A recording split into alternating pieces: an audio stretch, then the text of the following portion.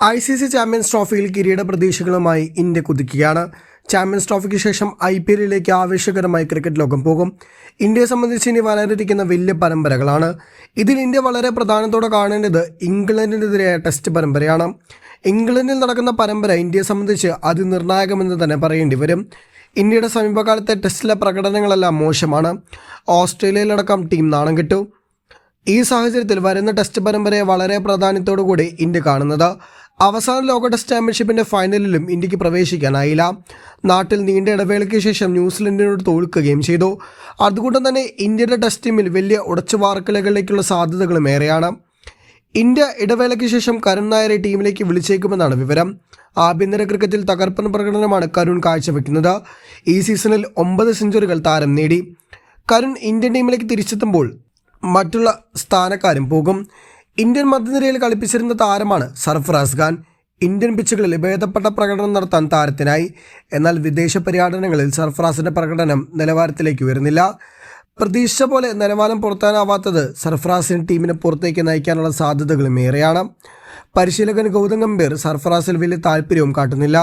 മുംബൈക്കൊപ്പം തകർത്ത് കളിക്കുന്ന താരമാണ് സർഫറാസ്. ആഭ്യന്തര ക്രിക്കറ്റിൽ ഗംഭീര റെക്കോർഡുമുണ്ട്. എന്നാൽ ഇന്ത്യൻ ടീമിലേക്ക് സീറ്റ് ഉറപ്പിക്കാൻ ഇനിയും മത്സരങ്ങളും മികച്ച ഇന്നിങ്സുകളും വേണം. ശ്രേയസ് അയ്യറിൻ്റെ കാര്യവും അങ്ങനെ തന്നെയാണ്. ഇന്ത്യയുടെ ക്ലാസിക് താരമായ ശ്രേയസ് അയ്യർ ടെസ്റ്റ് ടീമിൽ സ്ട്രൈക്ക് റേറ്റിൽ കളിക്കുന്ന താരമാണ്. ഇടവേളയ്ക്ക് ശേഷം ഇന്ത്യയുടെ ഏകദിന ടീമിലെത്തിയതിനു ശേഷം ഭേദപ്പെട്ട പ്രകടനം കാഴ്ചവെച്ചു. ടെസ്റ്റ് ടീമിലേക്കും തിരിച്ചെത്താനുള്ള സാധ്യതയുണ്ടെന്നും പറയപ്പെട്ടിരുന്നു. എന്നാൽ കരുൺ നായർ ടീമിലേക്ക് എത്തിക്കഴിഞ്ഞാൽ ശ്രേയസിന് സാധ്യതകൾ കുറവാണ്. ഇംഗ്ലണ്ട് പിച്ചിൽ ഷോർട്ട് ബോളുകൾ പ്രതീക്ഷിക്കാം.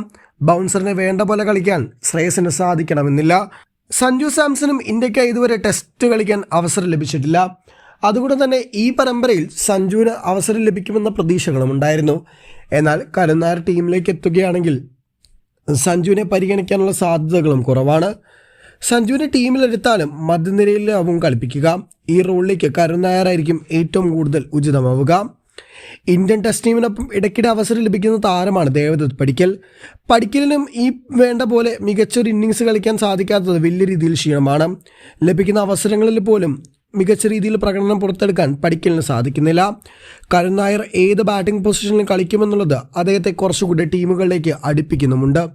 9 സെഞ്ചുറികളാണ് ഇതുവരെ രഞ്ജി ട്രോഫിയിൽ ഈ സീസണിൽ കരുൺ നായർ നേടിയത്.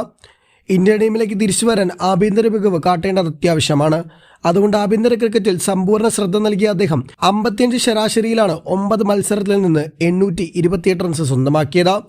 കേരളത്തിനെതിരെ ഫൈനലിലടക്കം കരുൺ നായർ സെഞ്ചുറി നേടി. സയ്യിദ് മുഷ്താഖ് അലി ട്രോഫിയിൽ 255 റൺസാണ് നേടിയത്.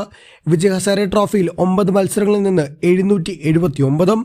അതുകൊണ്ട് തന്നെയാണ് ഇന്ത്യൻ ടീമിലേക്ക് കരുൺ തിരിച്ചെത്താനുള്ള സാധ്യതകളും ഏറെയെന്ന് പറയാൻ കാരണം.